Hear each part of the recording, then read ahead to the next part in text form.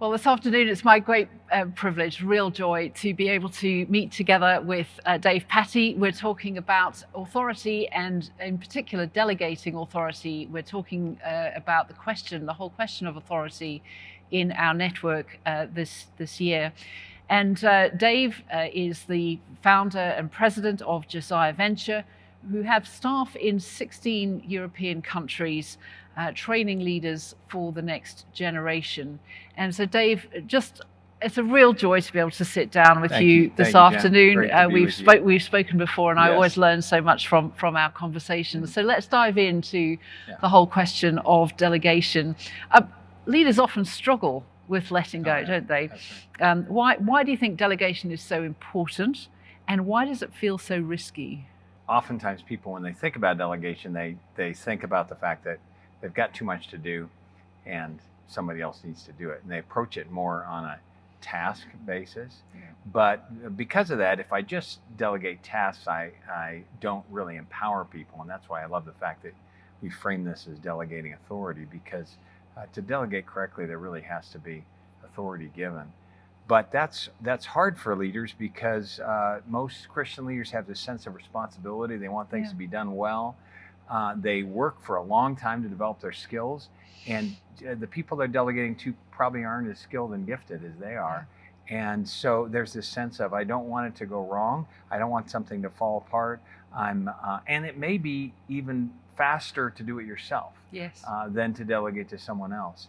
And so I think some of that sense of responsibility, maybe the tyranny of the urgent, maybe a sense even of, I don't want to fail God, causes people, when they get authority, to think I've been given it to hold for myself, and not necessarily that I've been given it to pass on. Have you ever felt that you were the only one who could handle everyone? No, but I don't know that I was the only one that could handle everyone, but maybe that the person next to me wouldn't do it as well as I would. So how did you overcome that when you found yourself in that place? Well, I think of Jethro coming to Moses, and his conversation with him is really interesting, because first of all, he says he rejoiced in the good things that were happening. And so sometimes we think, wow, there's so many good things that are happening, I've got to just continue to hold it.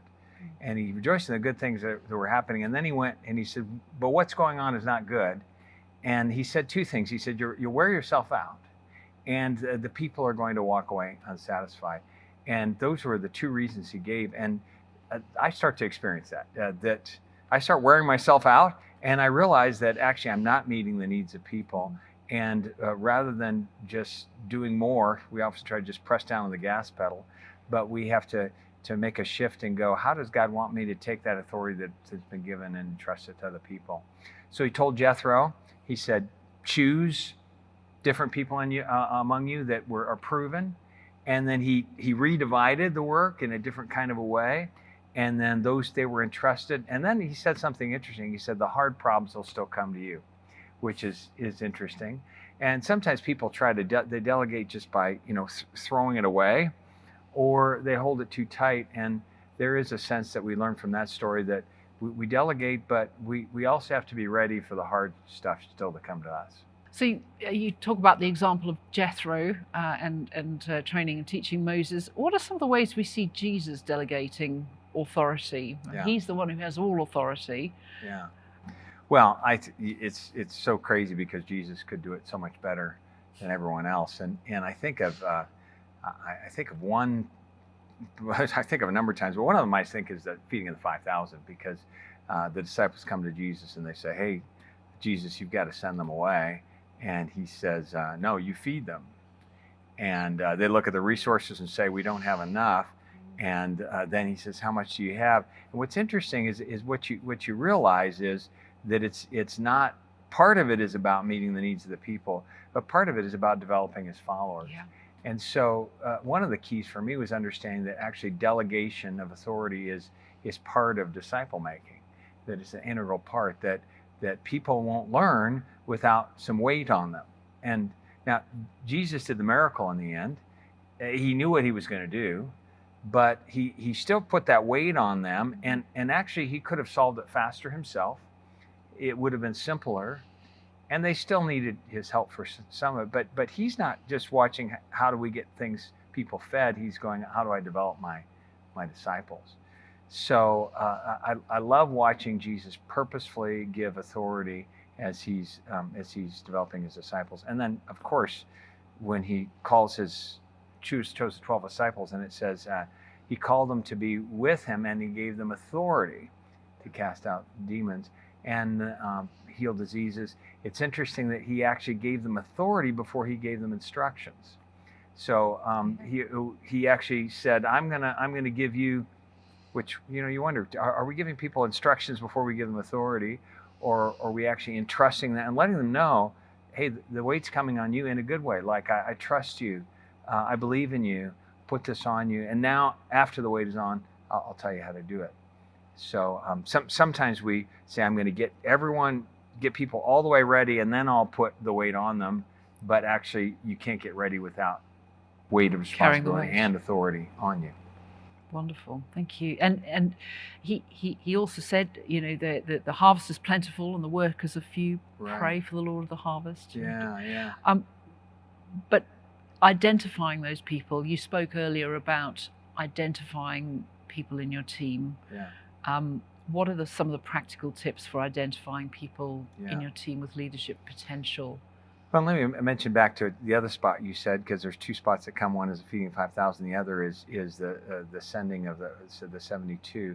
And so sometimes we see him seems to be motivated by he just is training them, but other times it's just the task is so big, and so he says pray, but then he goes on from praying to actually act, and he chose 72 and sends them out. So tell me, ask your first question at the end, because I went back to the other one. Your question was, what are the practical tips then? So you need to choose your people with potential. How do you do that? I think actually the sending of the 72 is a great example, because I think we start with the vision, and so we don't start just with the task. So leaders often go, I'm overworked. What are the things I don't want to do? I'll give them to other people, and then they delegate in that kind of way. They go, wow, we need someone to greet at the front of church. Would you do that? Or I'm preparing my own PowerPoints. I need someone to do it for me so I have more time. But we don't paint the big picture of what's trying to accomplish. So Jesus began by saying, hey, here's the vision. The harvest is plentiful. The workers are few. And then into that vision, he talked about roles that would be needed. Pray that God sends workers out into his harvest. So there's roles within vision. And then he goes to people, and then tasks. So it's really interesting that he goes vision, roles, people, task. He works down like that instead of task. Where do I find some people to do the job?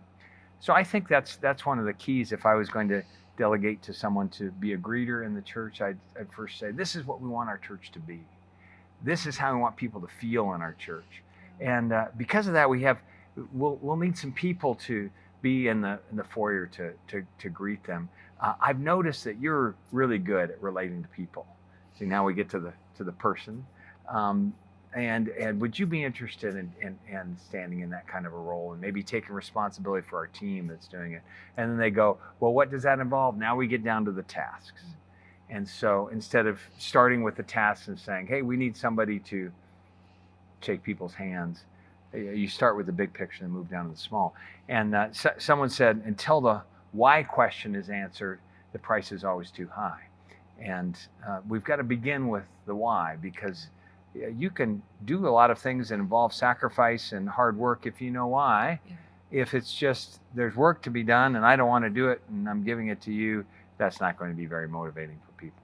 What you're describing there is a way of delegating that really motivates and inspires people, not just sort of burdens them. Is there anything else you'd add in terms of ways of going about the delegation of things that increases motivation and inspiration? Yeah. I think that whole sense of what I'm really trying to do is develop people. Yeah. People really feel that. If they feel that I'm giving this to you because I want you to grow, and this is going to be a great opportunity to do that, then they sense I'm interested in them maybe more than the task. Yeah. And that's really motivating for people. I remember as a child, my dad wanted to teach us how to work, And so we gardened a lot of empty lots around near our house. And so I'd spent a lot of time working in the summers, raising and selling vegetables. And I remember one time at our back porch where we sold lots and lots of vegetables, someone said to my dad, he said, is it worthwhile? Do you make enough money raising vegetables? And he said, no. He said, but I'm not raising vegetables, I'm raising kids. And actually, I felt that as we were raising vegetables, that we were raising vegetables, but really he was raising kids. And I think that when we have that view, it changes the way we relate to people as we delegate, and they sense that they're not a means to get our work done, but the work that's to be done is a means to develop and invest in them. We're raising God's kids. And now the thing is that because of the work that we had to do, actually the work was the context in which we grew. So you could say, oh, you just care about raising your kids. Why are you spending so much time raising a garden? Well, raising a garden is how you raise kids. Yeah. Feeding the 5,000 is how you train your disciples.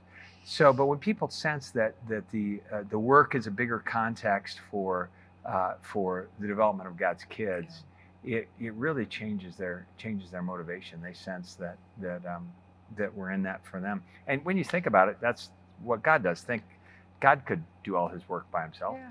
He could do it a lot better if he delegates it to his kids. And then in the context of serving with our Father, we're serving his garden and we're raising his vegetables, but he's really raising his kids. And I think that kind of perspective really makes a difference when you delegate. I love that so much. That's going to sit with me. Thank you. Earlier on in the conversation, we talked a little bit about delegation not just being about tasks, but the delegation of authority. How can leaders strike a balance between empowerment and accountability? So there's two facets of this whole question.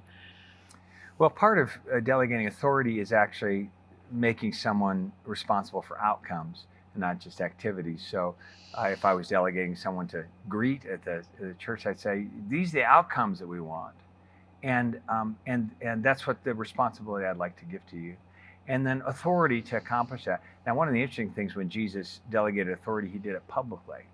And so he named them, and then publicly, it was part of his, the Sermon on the Mount was when he delegated that to his, so a lot of people think the Sermon on the Mount is actually a commissioning sermon right after he delegated to his disciples. So everyone knew. So I think part of it is actually letting them know and letting everyone else know. And then when you're giving them feedback, coming back to those outcomes and saying, I'm holding you accountable for the outcomes. Now, the disciples did that. They went out and preached 2 by 2, and then they came back and reported. Or they went out and cast demons, and he came down from the Mount of Transfiguration. They weren't being successful. And he steps in, and he actually takes it back for a little bit, which is really interesting. He's holding them accountable for outcomes. I had a business leader tell me, he said, you delegate, you deliberate, delegate, demand performance, and then he actually said to make a second decision. So what do you mean by that? And he said, well, if you aren't getting the outcomes, you got to step back in and do something about it. So some people delegate and they go, oh, now I gave them authority, I can't speak into it. Yeah. But we have to realize that it's delegate authority, and that holding people accountable is actually, again, part of their growth. How will people grow if there's no accountability? And if we've delegated authority, we remain accountable ourselves. That's right. As the leader who delegated. Yeah. So you have to say, I'm still accountable to God for that which I've entrusted you. Jesus was still accountable to the Father for what had been entrusted to him. And so he held them accountability too. But I think we have to see accountability is a gift. Accountability is a service that we give to people. It's not it's not the inspector coming and the policeman coming, but it's part of helping them grow. You talk about the distorting paradox of delegation. Tell me a bit more about what you mean by that. Well, this is one of the reasons why most people many people don't delegate, and if they delegate, they don't stay in it long enough. When you delegate, you actually you have to give time to gain time. So in the short run, it's slower to delegate than it is to do it yourself. So that now in the long run, it creates acceleration, but in the short run, it costs more. So it takes time to get time. It takes energy to get energy. So leaders don't have much energy, and they have to invest a lot of energy in getting someone ready, and they don't make time for it. You actually have to lose before you gain, and it's that time of loss that people aren't willing to go through, and so they'll head into it part way, and then they'll go, well, it's easier to do myself, or they'll take a shortcut, or they won't adequately prepare that other person. So the paradox of delegation is that you have to go slow before you go fast. You have to lose before you gain. You have to spend time before you gain time, and you have to be willing for that process. And that's why a lot of people, in the end, you will have more energy, more time, more impact. In the short run, you'll have less. But that disciple-making agenda or motive makes so much more sense of living with that paradox, doesn't it? That's right. So you have to have the long view. If you have the short view, you'll never delegate, and the long view is only what gives you that motivation. Yeah. Thank you. I'm a great fan of sort of situational leadership, adapting leadership for different people and contexts and so on. So not one size fits all approach. How can leaders adapt their delegation style to meet the different needs and styles of the team members that they are delegating to? Yeah. Well, there's a lot of work being done in the business world on situational leadership, and the question was asked, what style of leadership is the best? Some people are very directive, some people are very hands-off, and usually leaders are more comfortable with one of those approaches. Be very involved, very detailed in their approach, be very hands-off. Some leaders just like being supportive. Some leaders say, if you're good, I'm giving it to you, and I'm leaving. And they said, which of those is the best? And the answer was, it all depends. And so whatever style is closest to a leader, he really needs to learn 4 different kinds of styles and be ready to use them in different contexts. One of them is a very directive style. Another is a coaching style, where you're not just giving instructions, but you're giving feedback, you're watching them. The third would be a very supportive kind of style. And then the last would be where you just give that person space and say, I believe in you. And it's not about checking in every week to I'm cheering you on. It's about just creating that space. And you really need to learn how to do all of those. And it depends a lot on the experience and the confidence of the person in that role. So if you have someone who has a lot of skill and experience and a lot of confidence, then it's best to give them an area, tell them they're in charge, and then give them space. If you have someone who is just beginning, well, they're going to need both support and a lot of information. If they're farther along, they may need less information, but they still need that support. So one of the keys, and there's some great books on situational leadership, but is developing all 4 of those skills, and then knowing that is this person skilled? Do they know what to do? And are they confident in this role? And if they're not either, then I'm going to have to be much more involved. One of the wonderful things I think we have as Christian leaders is a profound understanding of the dignity and worth of everyone we're working with. And I think one of the things that I've found so helpful has been that sort of bearing in mind, how do I protect the dignity of this staff member, which will be different things for different people, and that's a wonderful guide. So a final question, just thinking about your own formative years as a young worker and a leader, was there an example of you being delegated to that had a particular impact on you? There certainly was. When I was 22 and just had finished Bible college, the mission organization my dad was founded, began to think about beginning youth ministry on military bases. And they had several people actually apply to come on staff to do that. And the director of the mission said, Dave, would you launch an entire new division of our ministry and be responsible for these 7 staff that are coming on? And they were all going to be full-time youth workers, and I'd never been a full-time youth worker. I was directly out of college. I'd never led something like that before. And I remember going to my dad and saying, oh, I'm not ready for this. I need a lot more years of experience. and he said, he told me a story. He said, I'm going to tell you a story about the older and younger banker. He said this younger banker was coming in, and he got a new role, and so he interviewed an older banker and said, what's the key to good leadership? And the older banker had the cigar in his hand. He put it down. He says, good decisions. And then he put it back in. The man wrote it down. He says, what's the key to good decisions? And took a cigar out, set it down. He says, experience. And then he wrote down, he says, well, how do you get experience? And took a cigar out again. He says, bad decisions. and I remember my dad saying, the only way you'll learn to lead is by leading. Yeah. The only way you'll gain experience is by doing things wrong. He said, if you want to be a powerful leader down the road, now's the time to get started. The earlier you can get started, the better. And he said, I believe in you, and I'll support you, and I'll stand behind you. And he was actually my boss while I did that. So I actually worked under my dad, and he was so good at both giving me feedback and giving me space and giving me authority, and confidence.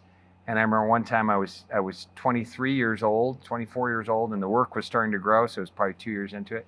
And he said, the chief of chaplains needs to know about your work. And I said, who's he? And he said, well, he's a general who works in the Pentagon. He's in charge of all the chaplains for the entire world, for the U.S. military. I'm going to take you there. And he took me, and we went into the Pentagon and went into the office of this one-star general. And my dad, who knew him, said, I just brought my son in. He's developing a youth ministry on a military base. He's doing a really good job. I want him to tell you something about it. And my dad just stepped to the side, set me in there. And that was just an incredible example of delegating authority and leaving it in my hands and having confidence that I could do it, and then opening the way. Yeah. And that deeply marked me. And I've made a lot of bad decisions and have a lot of experience, and hopefully I'm making some good ones today. Without the cigar. Without the cigar. Dave, wonderful to talk as always. Thank you so much. God bless. Thank you.